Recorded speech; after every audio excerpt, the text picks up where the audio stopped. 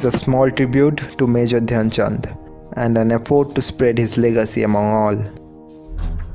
Dhyan Singh was born on 29th August 1905 in Allahabad.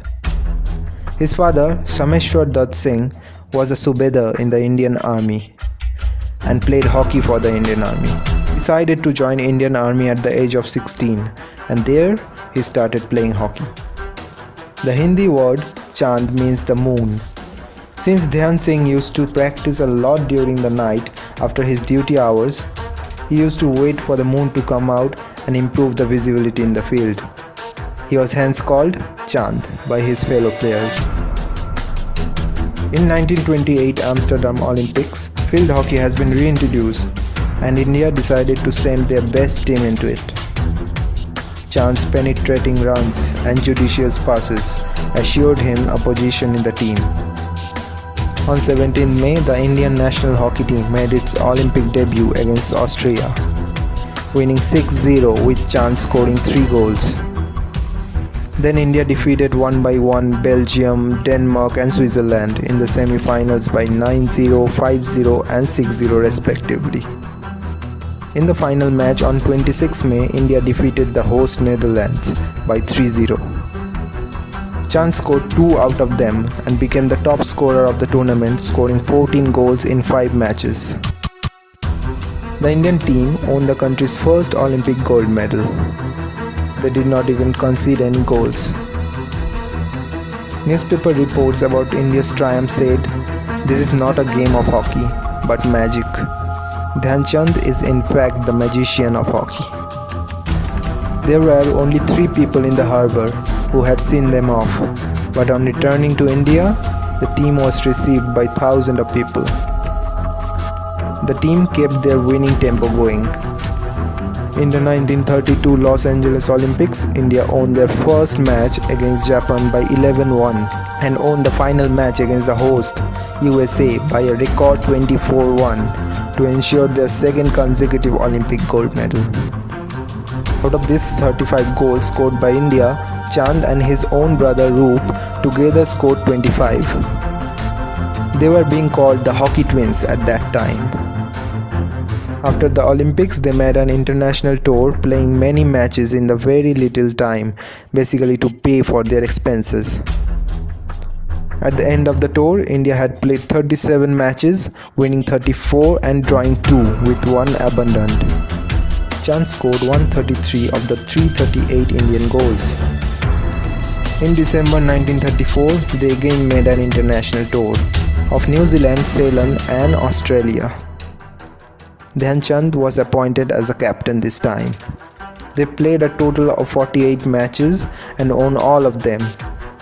Out of 584 goals, Chand himself scored 201 in his 43 appearances. Now the greatest field hockey player had proved himself as a captain as well. In this situation, they went to Berlin Olympics in 1936 and defended their Olympic title like a typhoon out of the east.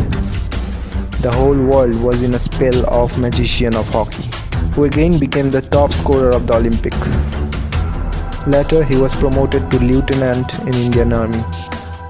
After India's independence, he played a series of matches in 1947 as requested by Asian Sport Association. Though he was in 40s then, he still managed to score 61 goals in 22 matches. His legacy continued until he decided to phase out his involvement in series hockey in 1948. In 1956, at the age of 51, he retired from the army with the rank of major. The government of India honoured him the same year by giving the Padma Bhushan, India's third highest civilian honour. India's highest award of lifetime achievement in sports is the Dhyan Chand Award, which the national stadium in Delhi was renamed Dhyan Chand Stadium in 2002 in his honour. In his 22 years career, he scored over 400 international goals. Once, while playing a hockey game, he was not able to score a goal against the opposition team. After several misses, he argued with the match referee regarding the measurement of the goalpost. And amazingly, It was found not to be equal to the official width of a goal post under international rules. You can understand how big a sportsman he was. Australian cricket legend Don Bradman was a great fan of Dhyan Chand. After watching him in action, Bradman remarked, "He scores goals like runs in cricket." But even after achieving so much, he was such a down-to-earth person. Summer Olympics 1936. Hosted by a Hitler-ruled Germany. India sent their 2 times Olympic champion team, leading by newly made captain Major Dhyan Chand. Upon the selection of the squad, the final team assembled at Delhi and played a match against the Delhi 11 and lost the match.